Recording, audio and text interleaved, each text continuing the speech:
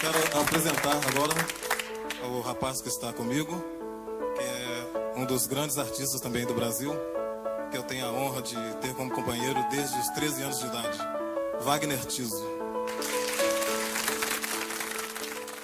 Mineiro que vem de uma família musical com origem no leste europeu. Esse ano completa 70 anos de vida e 50 de carreira.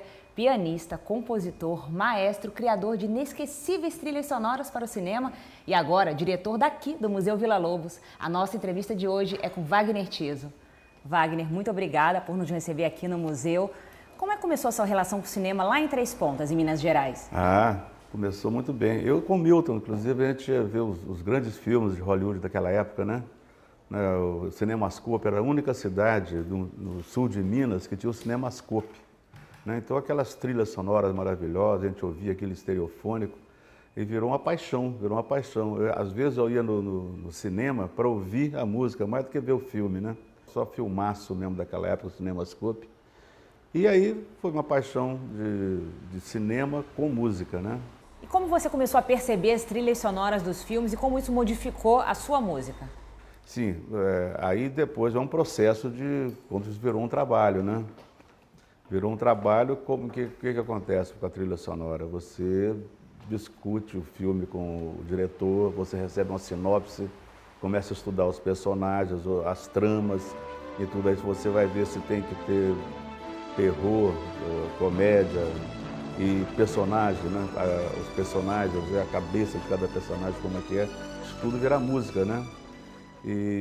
Então, essa é a relação. Qual a diferença de criar para ficção e para documentário?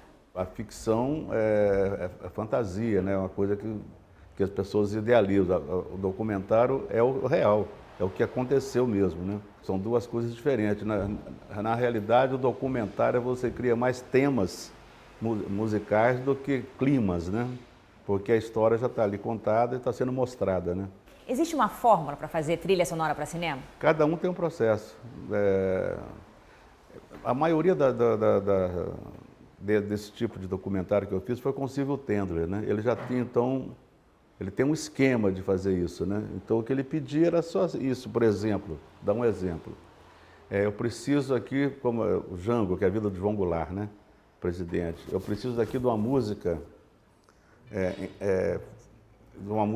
para cima, triste, mas que seja para cima, que dê esperança.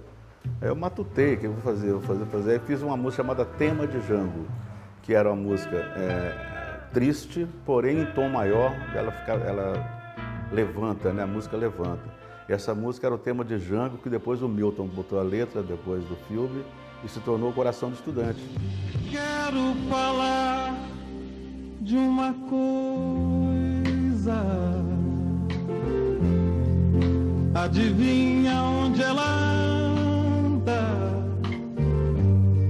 Deve estar dentro do peito, ou caminha pelo ar.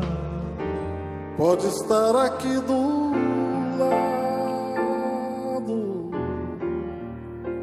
bem mais perto que pensamos. Da juventude. Mas o principal é que essa música serviu de fundo, ela serviu de trilha das próprias diretas, né? Da luta do povo brasileiro pelas diretas, né? É uma música que se tocava. Infelizmente, depois, ela é uma música que acompanhou os últimos dias de Tancredo Neves também. Coração de Estudante acabou coroando essa sua relação com o Milton, que você disse que começou lá atrás, né? Desde criança que vocês se conhecem? Desde criança. Eu sou amigo do Milton desde que eu tinha 8 anos de idade. Ele devia ter 10. E ali sim, fizemos conjuntinhos lá em Três Pontas, a gente fazia grupos para tocar na rádio, conjuntinho de baile, e assim foi. Até fomos juntos depois para Belo Horizonte. E depois eu vim para o Rio, ele foi para São Paulo, depois nos cruzamos de novo no Rio. E temos uma trajetória juntos até hoje, né? Desde que nascemos até hoje. E a experiência em tocar em bailes foi importante para a sua formação musical? Claro que sim, poxa. Naquele tempo era diferente de hoje, né? Hoje as pessoas têm onde estudar, viajam para o exterior para estudar. Naquele tempo não tinha nada, você não tinha um livro de música para fazer, por exemplo, para orquestração. Não existia um livro que ensinava, não existia nada. Você tinha que ir para a batalha, você tinha que tentar aprender no cotidiano, na vida, né? Experimentando e tal. Como é que foi a sua chegada no Rio?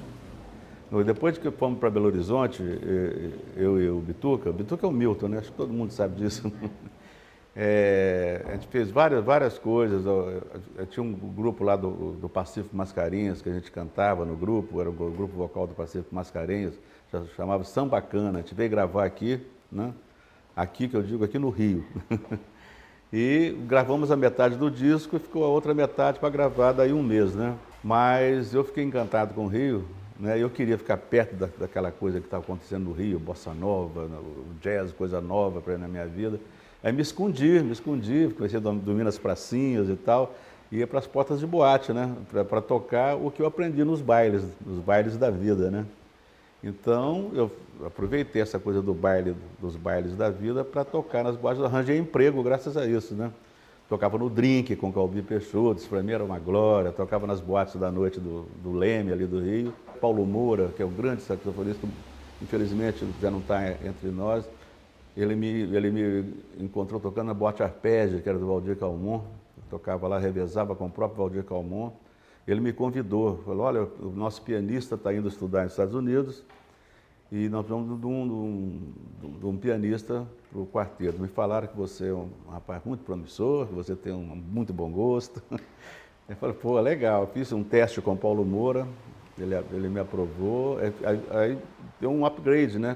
Ao invés de ficar tocando para dançar, comecei a ficar tocando para ouvir, né? E daí em diante a carreira fluiu. O Milton veio de São Paulo para o Rio, né? Ele se deu bem lá no Travessia, com Travessia e tal. Daí nós fizemos grupo Som Imaginário, Milton Nascimento Som Imaginário. Aí a carreira nossa fluiu. Era moderna, um convite sensual. O telefonista que a distância já morreu. O meu coração é morto. Eu nem li o jornal. O Paulo Moura foi o primeiro a te incentivar como orquestrador, que é diferente de arranjador, né? O arranjador prepara as bases, né? O orquestrador colore tudo aquilo ali, né? Bota orquestra e tal. Foi o Paulo. O Paulo me ensinou o início de como se escrever para uma orquestra. Aqui as cordas colocam aqui, um responde o outro, as flautas aqui e tal. Ele me deu o caminho das pedras, me ensinou divisão, né? E dali em diante eu fui só experimentando. O que estava muito ruim eu jogava fora, o que estava bom eu conservava. Era assim que a gente estudava, né? Experimentando, né? Mas o Paulo foi o responsável por ser um orquestrador. E por que quando você começou a trabalhar com orquestra, você decidiu misturar o erudito com uma coisa mais popular? Isso é o sonho, porque eu não queria abandonar minhas coisas. Primeiro, eu não queria abandonar a ciganice da minha família, né? Eu tenho muita peça sinfônica com temas de uma linha cigana. E não queria abandonar as coisas que eu vivi na minha infância, né? As coisas da minha infância, o que são as congadas, o reizado, né? Essas coisas, né? O cateretê, o mineiro pau, isso eu tentei botar, isso eu botei junto com a minha... Por que isso? Por quê? Porque quando eu pensava em trilha sonora, eu tinha que ter um baú de coisas, né? E tudo que eu tenho, eu botei, tudo que as minhas influências, eu botei naquele baú. Eu preciso disso, eu vou lá, mexo, tem aqui, vou lá, mexo, né? E assim por diante, foi assim. No Brasil, o consumo de música erudita é pequeno porque o público não tem acesso ou não tem interesse? Primeiro, não tem essa cultura. Na Europa você tem uma cultura de 1000 anos, né? De tradição musical, de composição para orquestra, né? A música popular só começou a entrar na Europa com as canções das óperas, né? Com as áreas de ópera. Isso aí levou a se compor canções, né? Canções mais populares, né? Depois, essa coisa o mundo virou um mundo das canções, né? Agora estão querendo acabar com isso, mas foi um reinado muito grande das canções, né? Isso começou realmente com a ópera, mas a Europa tem uma tradição muito grande, né? De grandes compositores. O Brasil tem só 500 anos. Temos assim um Villa-Lobos, né? Alguns compositores eruditos que ainda não chegam muito ao povo. O Villa-Lobos chegou mais por quê? Porque ele criou, ensino de canto orfeônico nas escolas, né? Então ele reunia pessoas para cantar em grupo, tal. Ele começou a se tornar um compositor erudito mais popular. Ele, com uma parte do trabalho dele é fazer canções do povo, né? Canções do povo com orquestração erudita, entendeu? Isso me inspirou muito, é uma coisa que eu procuro fazer. Eu tenho séries de música com orquestra sinfônica para fazer isso, eu gravo muitos discos com temática, né? Eu tenho um disco, inclusive, com temática de ritmos brasileiros, colorido com orquestra sinfônica, né? Então era um sonho meu mesmo, não é uma criação minha, Villa-Lobos fazer isso com muito mais profundidade do que eu. Mas eu sempre sonhei em unir essas duas coisas. O senhor sempre lutou para a inclusão da música na educação do país. O senhor acha que se a música tivesse no currículo, essa distância diminuiria? Tem isso, a tradição. O povo não frequenta muito, mas a experiência me diz o seguinte, tudo que a gente fez nessa área, por exemplo, botar gente que passava ali na Praça Floriana para entrar no Municipal de graça, ou pagar R$1, R$2 para ver um concerto, né? As pessoas que viam esse concerto nem sabiam que existia uma orquestra sinfônica, saíam de lá maravilhados, né? Isso vai passando, né? Ele vai falar, meu filho, eu vi um negócio aí que você precisa ver, né? Então, não tem a tradição, essa é a tradição.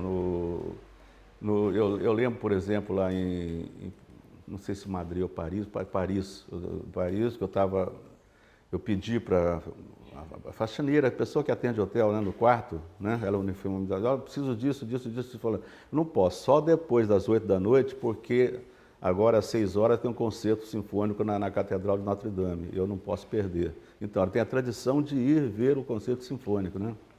Aqui não tem isso, mas a gente tem que fazer ter, é importante. Um dos motivos daqui do museu é divulgar a obra do Villa-Lobos, que para mim é da maior importância, e arrecadar público para que essa música não morra. Então vai ficar essa música de televisão, porque eles têm o poder, né, de mostrar. Para mostrar, como é que eu vou mostrar uma coisa se eu não tenho a imagem, né? Como é o seu processo de criação? É visual. Desde menino eu procuro visualizar, né? Ou visualizo uma viagem de trem, visualizo um momento ou um caso, uma coisa que aconteceu entre duas pessoas, dois amigos, ali parece que eu estou musicando, parece que é uma cena de filme para mim. Toda a minha música ela é mais visual do que qualquer coisa, mais preocupado em mostrar boas harmonias e mostrar melodias interessantes. No cinema o senhor cria a trilha que está lá com a imagem e depois fica eternizada. E nas artes cênicas, como que é? Diferente criar para uma arte que está acontecendo ali ao vivo? O cinema, você mede milimetricamente, né? O tempo, né? Essa cena tem tantos segundos, né? Essa aqui tem 1 minuto e 20 segundos, você tem que compor dentro, né? Você tem que fazer uma história dentro daquilo que está programado. No teatro, muitas vezes, você tem que acompanhar um pouco, não adianta você gravar uma peça e deixar gravada, porque é o ator que vai ter que acompanhar a música. E é o contrário, ali o que interessa é a história que está sendo contada, a música está ajudando. Então, eu prefiro sempre trilha de teatro tocada ao vivo para que os músicos e a melodia acompanhem a interpretação do cantor. Já não é o caso do cinema, a música já fica pronta para aquela cena, já está pronta. O Coração do Estudante ficou muito ligado à política do país. Como começou o seu envolvimento com a política? Eu fui um dos fundadores do PT, do partido do PT, né? Sempre acompanhei a trajetória do PT, com os erros e os acertos, né? Mas eu sou muito, até já fui muito amigo do Lula, a gente viajou o Brasil todo nas campanhas políticas dele, né? Sempre defendi o lado, os ganhos que o Brasil teve na gerência dele, e depois as coisas degringolam um pouco, mas a gente afirmou, o meu Vasco está caminhando para a 2ª divisão de novo, mas não vou deixar de ser vascaíno. Ao completar 70 anos de vida e 50 de carreira, o que é mais urgente? Pensar no que passou ou programar o que ainda está por vir? Não, o que passou tá marcado, a gente não vai abandonar, né? Tanto que quando eu vim para o Rio, eu não esqueci nem a ciganice, nem a mineirice, né? Isso tudo fica, mas claro, eu estou aqui, estou pronto para novos desafios. No meu espírito, o desafio é da maior importância, né? Eu quero sempre tentar, procurar fazer novas coisas, coisas novas, e é o que eu espero fazer até quando eu puder. Wagner, você acha que a sabedoria, o acúmulo de experiência, torna o músico menos ousado? Essa questão do menos ousado também é da mídia. A mídia trabalha contra a qualidade, né? Em qualquer situação. Você vê que a mídia não se interessa por tudo aquilo que a gente falou, formação de público, formação de plateia, formação do gosto musical. Não trabalham para isso, trabalham para facilidade, né? Para a coisa mais fácil, o que é mais rápido, né? Para eles consumirem mais rápido, né? A mídia não ajuda, a mídia atrapalha de fato a qualidade das coisas. E você que trabalha, né, com a música popular, com a música erudita, você acha que essa música mais descartável, que a mídia apoia, vamos dizer assim, vai na contramão do que você trabalha? Completamente ao inverso. Não digo, eu digo que tem coisas simples que são muito bonitas, são muito ricas para o folclore do país, para as coisas do país, são coisas muito ricas. Mas a maneira como é apresentado, né, tipo um embrulhozinho para agradar isso, é embrulhada de uma maneira para que agrade a maioria das pessoas, não para essas pessoas ter um viés de qualidade, mas para as pessoas ter um viés. Então eu trabalho o contrário, eu trabalho para formar grandes plateias de gente que gosta de música, que gosta de ouvir harmonias bonitas, entendeu? Que gosta de ouvir um trabalho elaborado. A minha direção é um trabalho elaborado, pesquisas de harmonia, de situações musicais mais interessantes, mesmo sendo popular, né? Não embrulhado da maneira mais fácil para ser vendido. Nos últimos anos a gente teve uma ascensão econômica da classe C e D. Como ter também que essa classe C e D também conquiste a cultura do país, também esteja inserida na cultura do país? Como você vê isso? Temos que trabalhar para isso. Agora, o que eu fico feliz é ver gente contrariada no aeroporto. Eu vejo que as pessoas muito bem vestidas, contrariadíssimas, porque é cheio de gente humilde na fila para uma determinadas pessoas. Aqueles humildes que tem como viajar de avião hoje, está atrapalhando a vida deles, entendeu? Então, eu fico muito feliz com isso. Eu falei, poxa, já é um ganho, né? Se eles já chegaram a poder viajar de avião, eles vão chegar também a poder fazer filas e filas do Teatro Municipal para ver um grande concerto. Esse é seu sonho? Esse é o meu sonho, né? Tá bom, Wagner, muito prazer. De nada, o prazer foi meu.